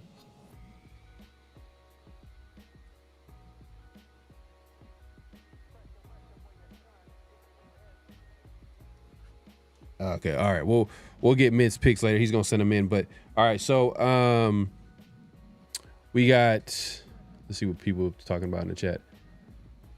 Raider host said screw the Rams. Yeah. Okay. Yeah. Yeah, I don't like the Rams. They about to win. 49ers Browns. Yeah, man. I'm gonna take the 49ers here. But damn, I don't know why that Browns defensive line is crazy. Like, it might be a super game record, but I'm going with the 49ers on this one, man. Browns. If it was any other team, they would have lost last week. Yeah, but the Raiders just suck. So who you got, Sabir? I'm going with the 49ers. But with the way that defense played, obviously they wouldn't be sacking the quarterback that much against any other team. Yeah. But if they get that kind of pass rush production, they're going to beat most NFL teams on a day like that. Yeah. All right, let's see here. All right, so we got Texan Colts. Who you got, Severe? I'm going Colts. I heard Daniel Jones supposed to be coming back as well, so I'm gonna go with the Colts. You know what? I'm gonna get Texans, man. They on a roll. We'll upset pick. I already know Mint's about to go Colts for sure. So I'm gonna have to pick an upset here. What we got here? We have Saints and Dolphins. Ooh, this is some draft implications here. Severe, who you got? Dolphins, Saints. Man, I want the Saints to win, but I'm gonna go Dolphins. Dolphins. All right.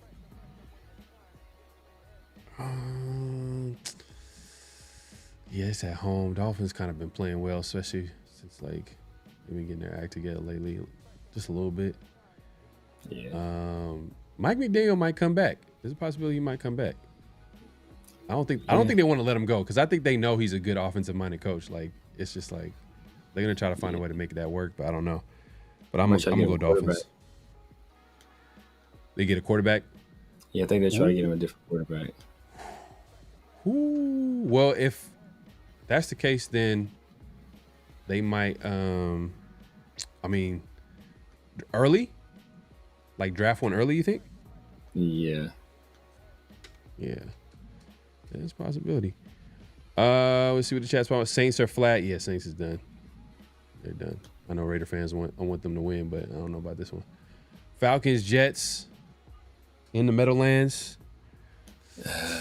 Oh man, Kirk Cousins. They did win last week.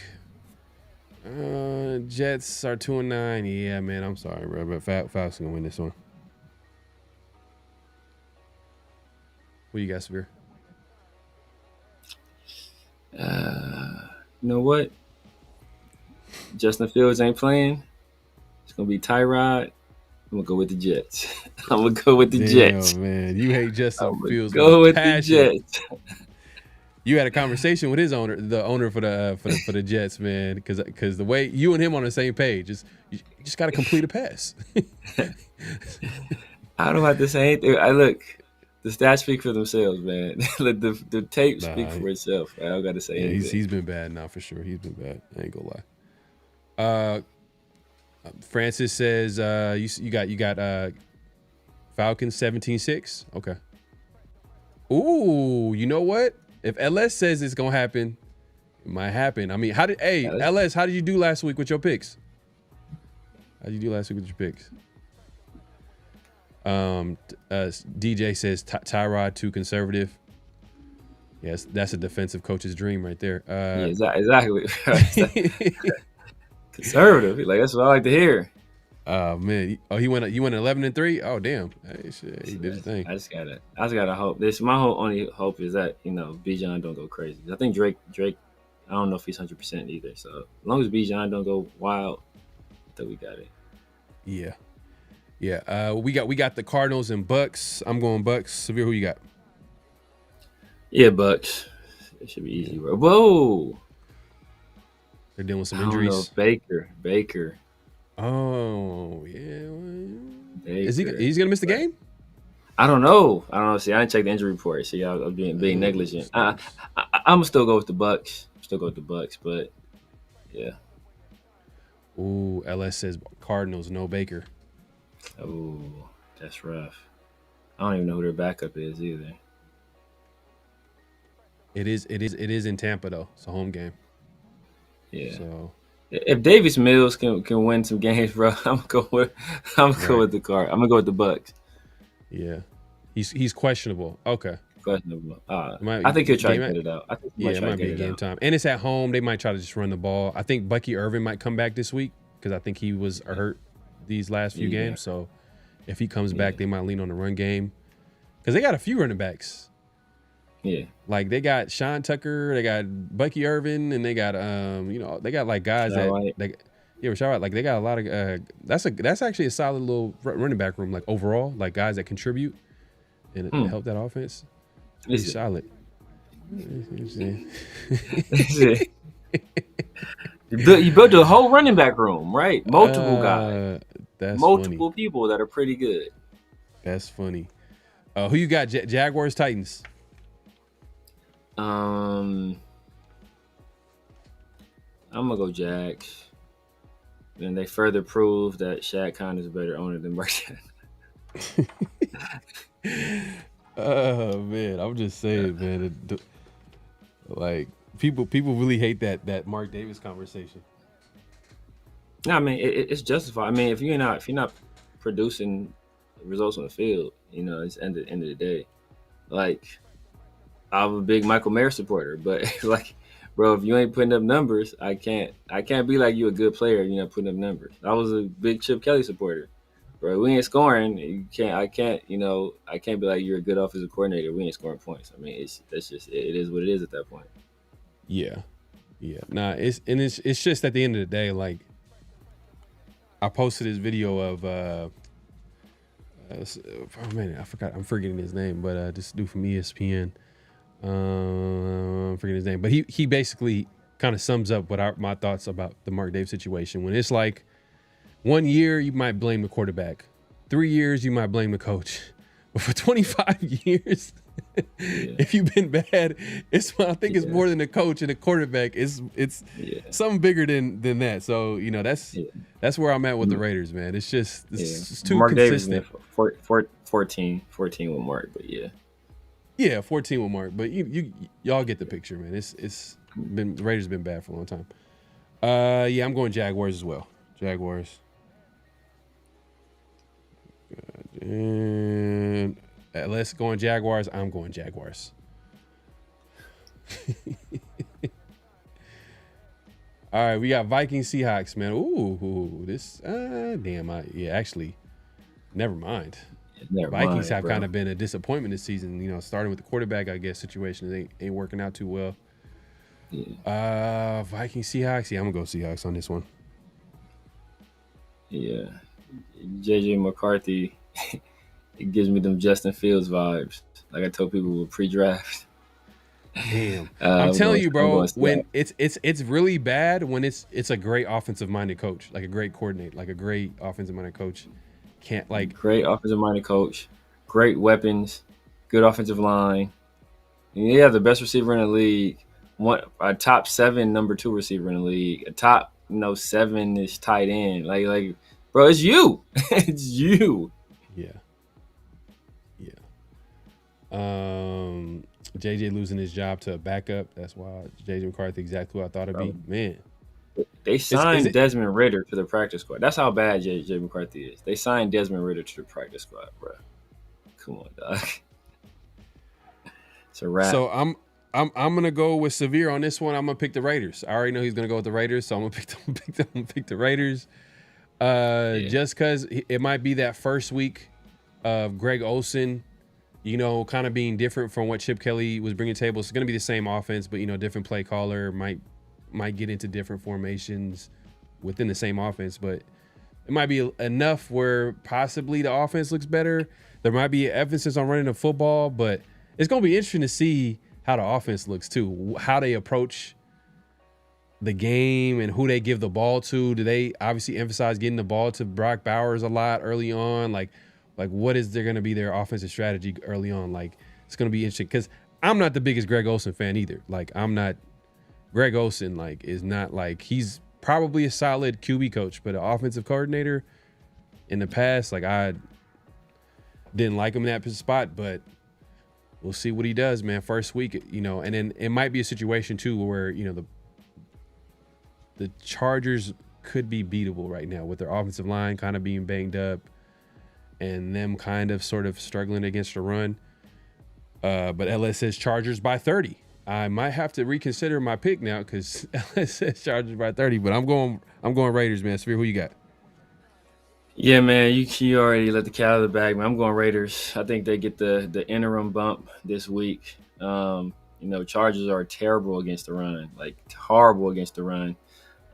Greg Olsen is going to be different enough, like add in a few wrinkles enough to just keep them off balance. Chargers like to stay in nickel and dime with small personnel on the field. Mm-hmm. I think we'll have some success with that, and I think we eke out a win.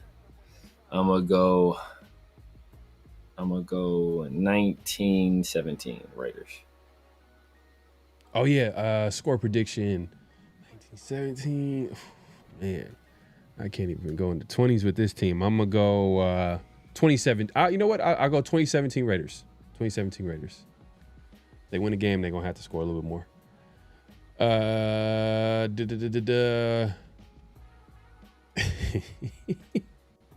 Hey, you can't be shocked by me though. Severe, yeah, but by me, I've been picking the Raiders. The last how many weeks now? The interim bump is real, man. The interim bump is real. That's a real thing. And as you can tell, we're trying to gain some ground here. We got to pick some upsets. So that's kind of the main motivation here. We got Bills, Steelers. Who you got, Severe? Oh man, the Bills been kind of falling off, man. Steelers at home. You know what? Yeah, man, Steelers. Dang. I'm gonna go Steelers. They almost put it off last week. I'm gonna go Steelers. Yeah, I think Aaron Rodgers is gonna try to come back this week because I don't think he played last week. So he's gonna try to play with the messed up wrist. I think a broken wrist. I think his wrist might be broken or something like that. So it's on his non-throwing hand. So we'll see how that works out. But nah, I'm not going against the Bills, man. I got Bills. You got Steelers? I got Steelers, yeah. I can't. I'm not going to. Josh Allen is gonna find a way. He gonna find a way, man. I think the Bills' problem is like they really don't have like their receiving options is catching up to them. They're getting exposed. Like they don't really have like a true number one on offense. Yeah. So yeah, with people in the chat, LS, I'm telling you, Bills. DJ says Bills don't have enough offensive weapons. Steelers can win this game. Yeah. That's I agree. You can go either way. So we got Broncos and Commanders. Severe. We got Broncos. Go with the Broncos. They're ugly, bro. The Broncos are an ugly team, bro. But they just keep winning. Yeah, I'm going Broncos too. Good defense. It's funny too because they have a good defense, but they don't even run the ball like that. They're not really like a good running. They don't do anything offensively good. Oh man. Yeah, I got the Broncos too. So, LS says Broncos. Can I ask something? Why is it Raiders can't give a coach a chance for more than one just season? Roman wasn't built in one day. I hear you, bro. I hear what you're saying, but the problem is that, well, look, that just speaks to the Raiders front office and football decisions that they've been making in the building haven't been good at all. Like, why do you hire a 75-year-old coach and it's in a rebuild? It's just you can see how that can be very conflicting, and it automatically makes you almost have to get rid of the coach because now he's not going to be on the same page with the rebuild. He's not going to obviously right now. What's happening right now is that young guys can't even get on the football field. So, next couple of years, they're going to have to build this team and they're going to have to develop the players on this team. And Pete Carroll, he's focused on trying to win now. That's just not in the Raiders timeline. So that's why a guy like Pete Carroll needs to go. Now for the other guys, you probably can make an argument for maybe an AP possibly getting another year. But, he shows things that, possibly, people have criticized, be like, you know what, he's not the guy. But they probably should have gave him more than 1 year. Josh McDaniels, terrible. Great coordinator, but not a great coach. Before that, I don't know who else was that before that. It was John Gruden had a 10-year contract. Exactly. Until the league, did what they had to do and force Mark Davis' hand. But he had a 10-year contract. That is, Raiders are so dysfunctional, bro. But, it is what it is. Let's get to Giants. Last game here, Giants-Patriots. Let me see. Giants-Patriots in Foxborough. I'm going Patriots, obviously. I don't know why I had to look at it a little bit because Patriots have kind of been bad over the last few years. So I kind of keep remember that and enjoying the fact that the Patriots have been bad the last few years. But now they're 10-2. So I got the Patriots. What you got, Samir? I'm going to go with, I think Jackson Dart coming back, but I'm still going with the Patriots. How old was Pete back then?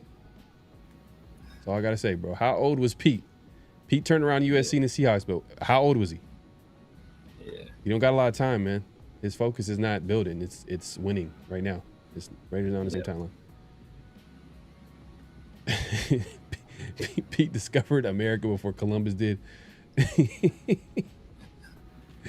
Damn, man. I know you said Rome wasn't built in the day. LS said Pete was there when Rome was built. Pete was there when Rome was built for sure. He's a Super Bowl winner. Yeah, man. I don't know. I don't know. Are you a Raider fan, bro? James, are you a Raider fan? I just want to know if you're like, because if you've been watching these games, if you've been paying attention to the Raiders and what's going on, I'm not sure if you would be saying the same thing. If you are, then hey, man, we're just gonna have to agree to disagree on this one. Who'd you pick on this game? This game right here? Patriots. All right, keep it simple. We got Patriots, and that wraps it up. I don't think. Do we pick any upsets?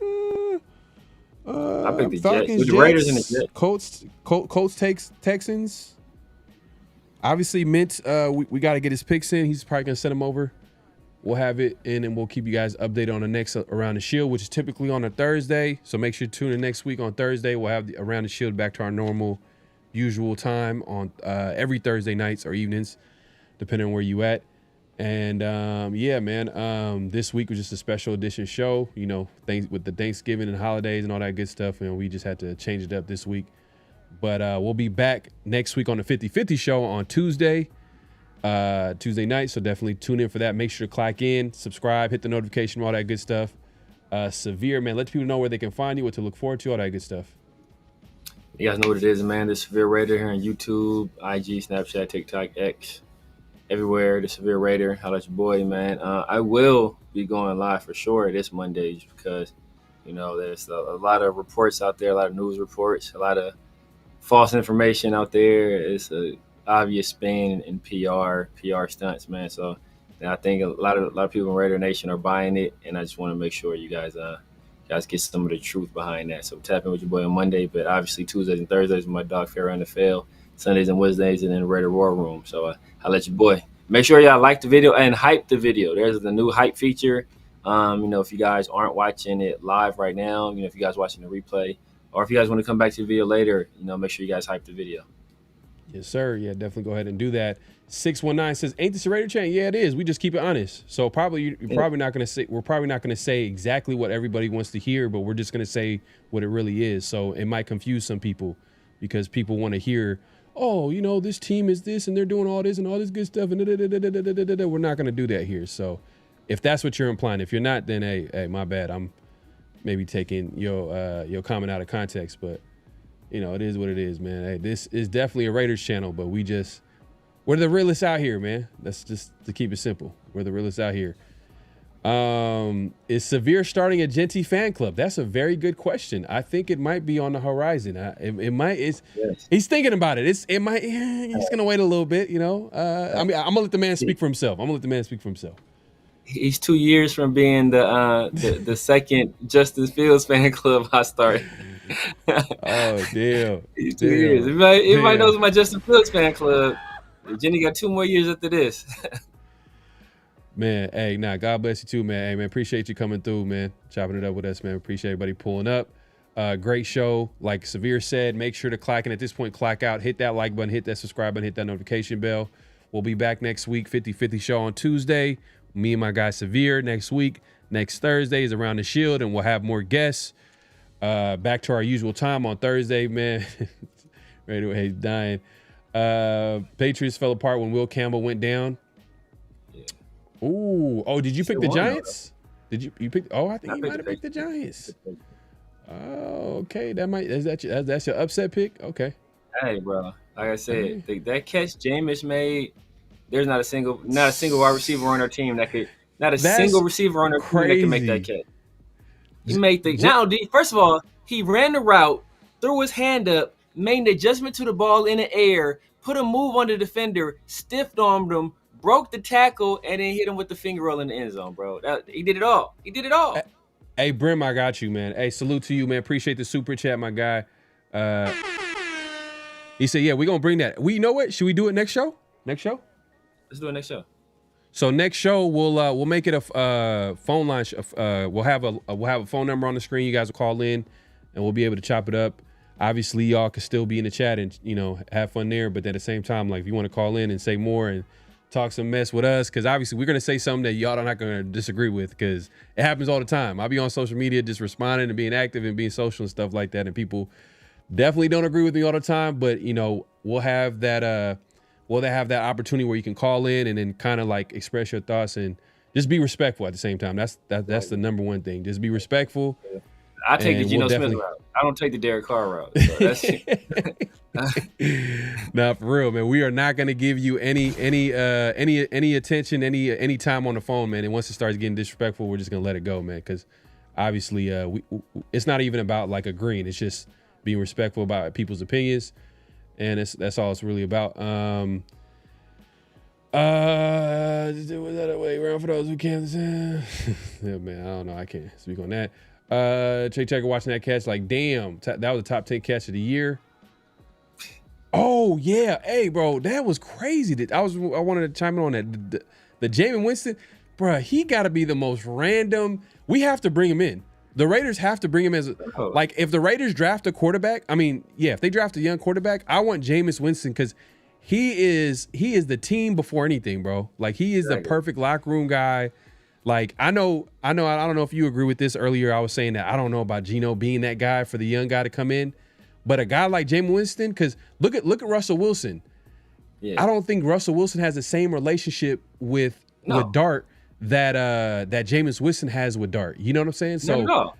Not at all. You see them on the sideline, like they both eating W's and like all the time. You see them together. Yeah. So you don't see that with Russ. And Russ is like the backup. So like you would think he'd be the guy doing that, but he ain't. Yeah, man. But we'll be back out of here next week, man. Everybody enjoy the holidays. Have a good time. Eat some good food, all the leftovers, and enjoy the weekend. We'll be back next week. Severe, any last thoughts before we head out? Nah, man. Like I said, it's a lot of stuff. Y'all just check in with your boy on Monday, man. Check in with your boy on Monday. All right, y'all. Peace. Just win, baby. Hello? You play to win the game. You don't play to just play it.